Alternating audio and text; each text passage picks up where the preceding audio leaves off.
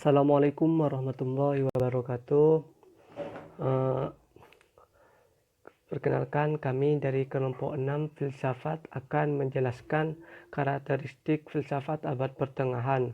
Kelompok kami terdiri dari 3 orang. Yang pertama, kelompok kami terdiri 4 orang. Yang pertama, Al-Raflian Dahman Syanahani, Muhammad Gufron, saya sendiri, Indah Ernasari, dan Uswatun Hasanah. Karakteristik, baiklah kita lanjut ke subbab yang pertama.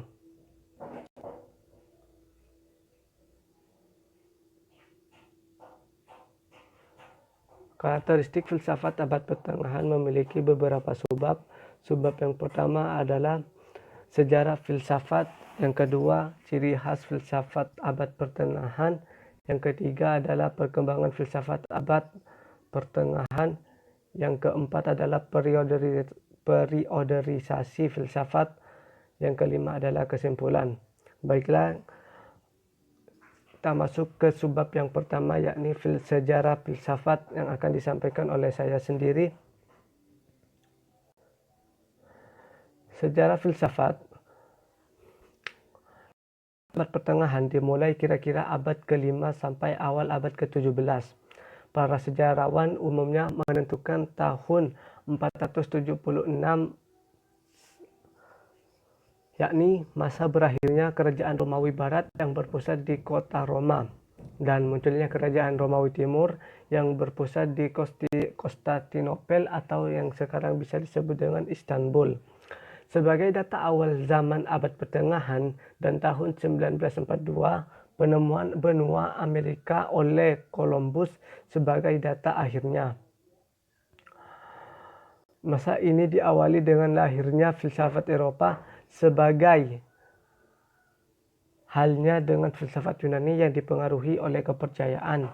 Maka filsafat atau pemikiran pada abad pertengahan pun dipengaruhi oleh kepercayaan Kristen.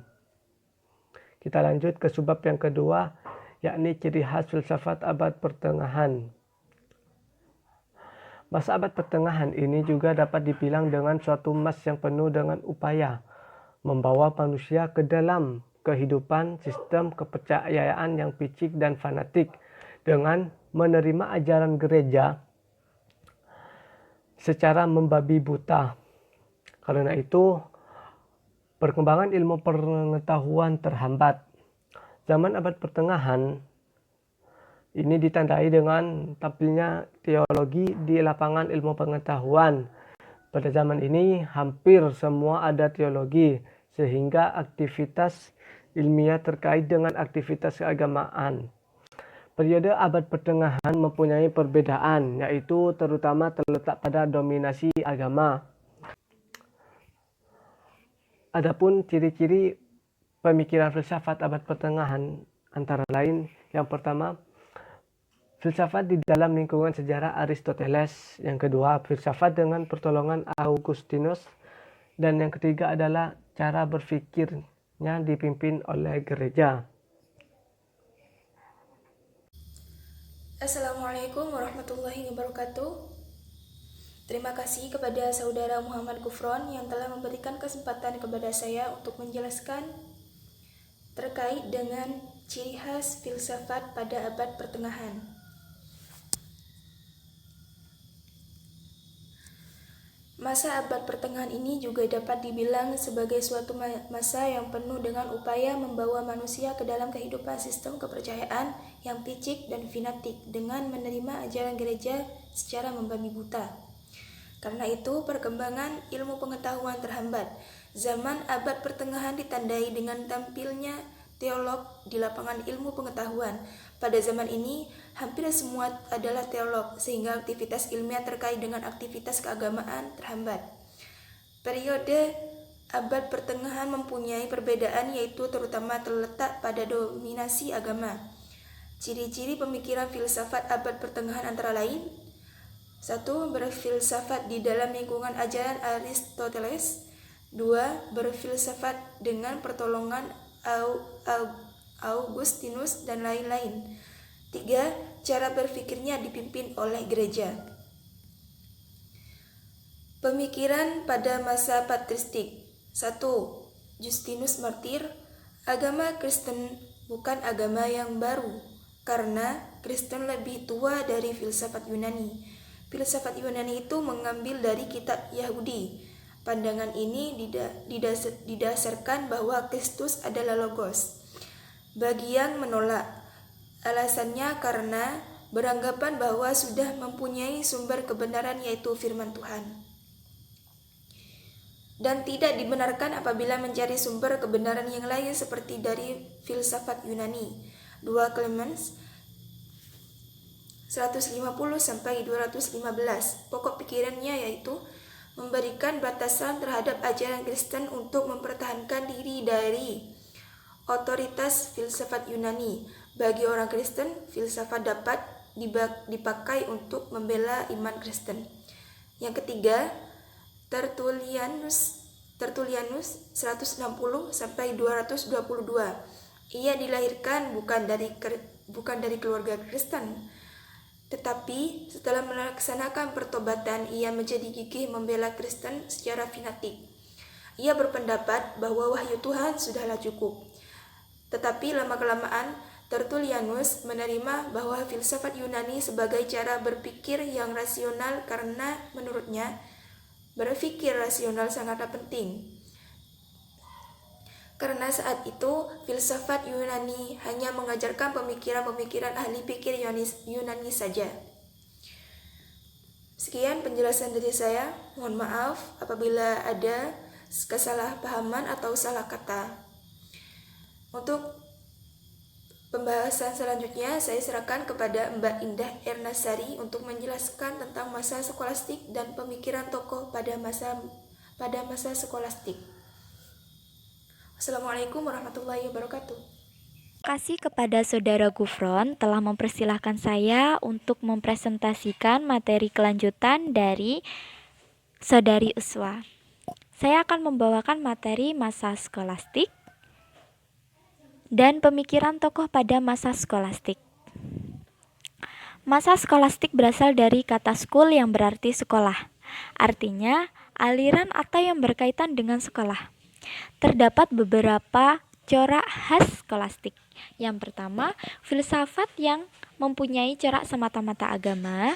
Yang kedua, filsafat skolastik adalah filsafat Nasrani karena banyak dipengaruhi oleh ajaran gereja. Yang ketiga, filsafat yang dapat memecahkan persoalan mengenai berpikir kejasmanian, kerohanian, dan baik buruknya. Dan pemikiran tokoh pada masa skolastik. Yang pertama, Peter Abelardus tahun 1079 sampai 1180. Ia mempunyai pribadi yang cukup keras dan pandangannya pun sangat tajam. Seringkali dia bertengkar dengan para ahli pikir dan para pejabat gereja. Yang kedua, Thomas Aquinas tahun 1225 sampai 1274. Ia juga seorang dokter gereja bangsa Italia. Ia lahir di Roccasecca, Napoli, Italia. Ia merupakan tokoh tersebar skolatisme, salah seorang suci gereja Katolik Romawi, dan pendiri aliran yang dinyatakan menjadi filsafat resmi gereja. Yang ketiga, Albertus Magnus tahun 1203 sampai 1280. Di samping sebagai biarawan, Albertus Magnus juga dikenal sebagai cendekiawan. Pada abad pertengahan, ia mempunyai kepandaian yang luar biasa. Di universitasnya pun, ia mempelajari ilmu pengetahuan alam dan kedokteran, filsafat Aristoteles. Kemudian masuk ke poin menjadi filsafat dan teologi. Terima kasih penjelasan dari materi saya kembalikan kepada moderator. Baik, terima kasih kepada moderator telah memberikan waktunya kepada saya untuk menerangkan isi dari materi 4.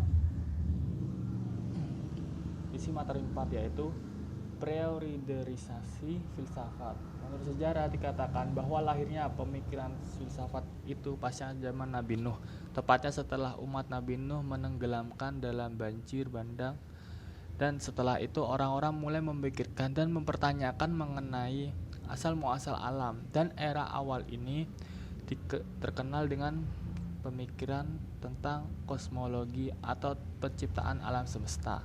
Secara garis besar, periodisasi filsafat dibagi menjadi 4, yaitu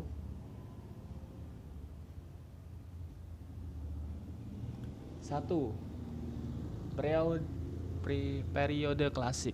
Era klasik, kajian para filsuf terfokus pada kosmosentris, maksudnya kajian tentang asal-usul terjadinya alam. Pada dasarnya, era ini para filsuf mencari induk yang dianggap asal dari sesuatu. Asal dari sesuatu salah satunya yaitu Socrates. Disinilah zaman di mana para filsuf besar Yunani yang melahirkan gagasan hebat yang akhirnya berkembang terus sampai ilmu-ilmu selanjutnya bertumpu pada gagasan mereka seperti Socrates 470 sampai 399 dan Plato 427 sampai 347 sebelum Masehi. Baik, akan terus ke slide selanjutnya yaitu periode skolastik atau pertengahan. Cocok gagasan pada periode ini yaitu membahas mengenai ketuhanan. Pada periode ini dapat dikatakan sebagai abad gelap karena ajaran atau dogma agama membelenggu orang untuk berpikir. Jenis-jenisnya yaitu 1. Periode skolastik Islam. Lahir ilmuwan-ilmuwan Islam seperti Al-Kindi, Al-Farabi, Ibnu Sina, dan Ibnu Rushd. Yang kedua, periode skolastik Kristen. Muncul ilmuwan-ilmuwan seperti Anselmus dan Petrus. Yang ketiga, periode modern. Zaman ini muncul karena keinginan bangkit dari orang-orang barat untuk merebut kejayaan, tepatnya setelah runtuhnya 3 kerajaan besar Islam yaitu Mongol, Turkis, Utsmani, dan Safawi. Zaman ini dapat disebut sebagai antithesis pada corak filsafat pada abad pertengahan. Pada zaman ini membahas mengenai humanisentris, yaitu ilmu tentang kemanusiaan atau hakikat dari manusia. Yang keempat yaitu periode postmodern. Zaman postmodern atau disebut melampaui modern mencoba memunculkan apa yang ditutupi oleh nalar seperti emosi, ambisi, dan hasrat. Karena setiap manusia tidak hanya dibekali akal saja, tapi juga emosi hasrat tersebut. Nah, yaitu tadi macam-macam dari periodisasi Islam, filsafat Islam. Nah, saya akan menjelaskan tentang kesimpulan. Kesimpulan dari apa yang kelompok kita bahas yaitu 1. Zaman pertengahan ialah zaman di mana filsafat abad pertengahan dicirikan dengan adanya hubungan erat antara agama Kristen dan filsafat. Dilihat secara menyeluruh, filsafat abad pertengahan memang merupakan filsafat Kristiani. Para pemikir zaman ini hampir semuanya klerus, yakni golongan rohaniawan atau biarawan dalam gereja Katolik. Yang kedua yaitu kesimpulannya, filsafat skolastik adalah filsafat yang mendominasikan kepada ilmu pengetahuan, berpikir yang dipengaruhi oleh ajaran yang mempengaruhi persoalan berpikir seseorang. Kemunculan teori ini pada abad ke-8 Masehi setelah pemikiran filsafat plastik mulai merosot pada abad ke-5 hingga ke-7. Faktor yang mempengaruhi munculnya filsafat skolastik adalah faktor religius dan faktor ilmu pengetahuan. Sekian, terima kasih penjelasan dari materi yang saya sampaikan. Bila ada kesalahan, mohon dimaafkan. Saya akan kembalikan kepada moderator, yaitu Saudara Gufron. Terima kasih.